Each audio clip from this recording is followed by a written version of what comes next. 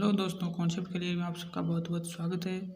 हम आज इस वीडियो में दृष्टि दोष के बारे में डिटेल से पढ़ने वाले हैं, तो हमारे साथ बने रहिए। अगर आपको वीडियो अच्छा लगे तो वीडियो को लाइक कीजिए, शेयर कीजिए, कमेंट कीजिए।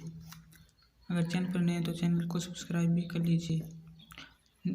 दृष्टि दोष के बारे में पढ़ने से पहले मैं आपको अवतल लेंस और उत्तल लेंस के बारे में थोड़ी जानकारी प्रदान कर देता हूँ। अब हम उत्तल लेंस के बारे में पढ़ेंगे।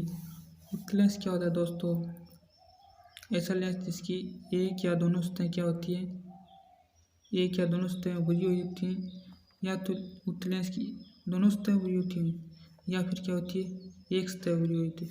ये भी उत्तल लेंस है, ये भी उत्तल लेंस है। तो ऐसा लेंस जिसकी एक या दोनों सतहें क्या होती हैं, उभरी हुई होती हैं। इसमें दोनों सतहें उभरी हुई हैं और इसमें एक सतह उभरी हुई है। और उत्तल लेंस किनारों से होता है पतला और बीच से मोटा होता है। उत्तल लेंस किनारों से पतला होता है और बीच से मोटा होता है। इसी प्रकार अवतल लेंस क्या होता है दोस्तों? किनारों से मोटा होता है और बीच से पतला होता है। और उत्तल लेंस की तरह ये भी क्या होता है, इसकी उत्तल लेंस की दोनों सतहें उभरी हुई होती हैं और अवतल लेंस की दोनों सतहें क्या होती हैं, धसी हुई होती हैं। या तो दोनों सतहें धसी हुई होती हैं या फिर एक सतह क्या होती है, धसी हुई होती है। अवतल लेंस और उत्तल लेंस दोनों क्या होते हैं, एक दूसरे के ऑपोजिट होते हैं। उत्तल लेंस की दोनों सतहें उभरी हुई होती हैं और अवतल लेंस की दोनों सतहें धसी हुई होती हैं। दृष्टि दोष पढ़ने से पहले हम दृष्टिपरास को भी समझ लेते हैं। दृष्टिपरास क्या होता है दोस्तों? एक स्वस्थ व्यक्ति या मनुष्य अपनी आँखों से 25 सेंटीमीटर से अनंत दूरी तक स्पष्ट देख सकता है, जिसे दृष्टिपरास कहा जाता है। एक स्वस्थ मनुष्य होता है, वह क्या होता है, अपनी मान लीजिए ये एक व्यक्ति है और ये अपनी 25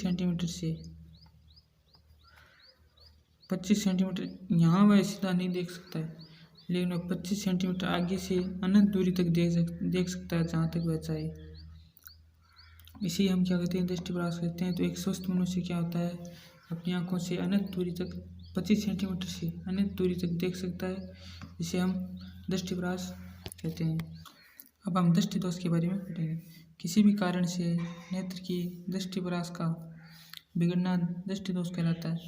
दृष्टिपरास का कम ज़्यादा होने से क्या होता है, दृष्टि दोष उत्पन्न होते हैं। अर्थात दृष्टि दोष जब उत्पन्न होते हैं जब दृष्टिपरास या तो कम हो जाती है या ज़्यादा हो जाती है, जिससे क्या होता है, दृष्टि दोष उत्पन्न हो जाते हैं। अब दृष्टि दोष के प्रकार, दृष्टि दोष दोस्तों 5 प्रकार के होते हैं। दृष्टि दोष 5 प्रकार के होते हैं, जिसको हम एक एक करके अध्ययन करेंगे। अब हम दूरदृष्टि दोष के बारे में पढ़ेंगे। ऐसा दृष्टि दोष जिसमें दूर की वस्तुएं तो स्पष्ट दिखाई देती हैं, लेकिन पास की वस्तुएं स्पष्ट दिखाई नहीं देती। तो मान लीजिए दोस्तों ये एक व्यक्ति है और यहाँ पर एक गिलास रखा हुआ है। इसको ये गिलास तो दिखाई देता है, लेकिन जो यहाँ पर ये निकट गिलास रखा हुआ है ये दिखाई नहीं देता है। तो ऐसा दृष्टि दोष जिसमें किसी व्यक्ति को दूर की वस्तुएं तो स्पष्ट दिखाई देती हैं, लेकिन जो उसके पास है वह उससे दिखाई नहीं देती है।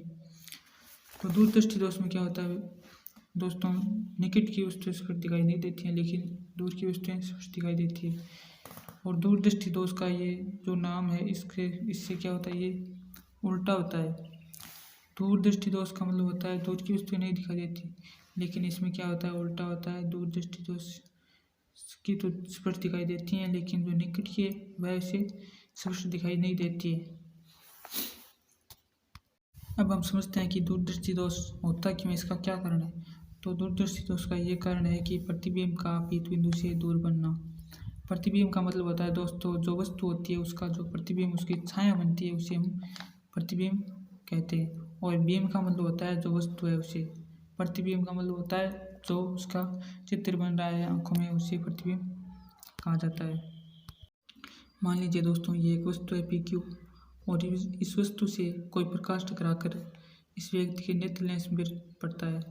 जब नेत्र लेंस पर प्रकाश पड़ता है तो वह नेत्र लेंस प्रकाश का जो प्रतिबिंब है उसे वह आगे भेजता है। तो वह जो प्रकाश किरण ये नेत्र लेंस भेजता है वह इस पीत बिंदु पर क्रॉस होनी चाहिए थी, लेकिन ऐसा नहीं होकर ये पीत बिंदु से आगे क्रॉस होती हैं, जिससे हमें वस्तु दिखाई नहीं देती है। तो दोस्तों ऐसा इसलिए होता है कि इसका कारण भी मैंने ऊपर लिखा है। ऐसा इसलिए होता है कि या तो नेत्रगोलक, ये जो नेत्रगोलक है छोटा हो गया, ऐसा इसलिए होता है दोस्तों, या तो क्या होता है ये नेत्रगोलक है पूरा ये छोटा हो जाता है, या फिर नेत्र लेंस लंबा पतला हो जाता है। ये जो नेत्र लेंस सही है क्या हो जाता है, लंबा और पतला हो जाता है, जिससे इसकी फोकस दूरी बढ़ जाती है और प्रतिबिंब कहाँ बनने लगता है, पीत बिंदु से आगे बनने लगता है, जिससे हमें वस्तु दिखाई नहीं देती है।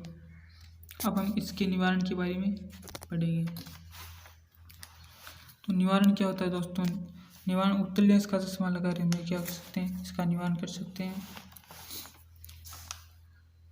ये वस्तु है और इस वस्तु से प्रकाश टकराकर इस उत्तल लेंस पर पड़ता है, उत्तल लेंस पर पड़ता है। तो उत्तल लेंस इस प्रकाश को नेत्र लेंस पर भेजता है, नेत्र लेंस पर भेजकर नेत्र लेंस इस प्रकाश को क्या करता है, प्रतिबिंब बनाकर इस पीत बिंदु पर भेजता है और यहाँ पर क्रॉस हो जाता है, जिससे हमें वस्तु दिखाई देने लगती है। जब हम उत्तल लेंस लगाएंगे तो दोस्तों क्या होता है, उत्तल लेंस वस्तु की जो फोकस दूरी है उसे क्या कर देता है, कम कर देता है, जिससे हमें वस्तु दिखाई देने लगती है और वह क्या उसका प्रतिबिंब रेटिना के पीत बिंदु पर बनने लगता है और हमें वस्तु दिखाई दे जाती है।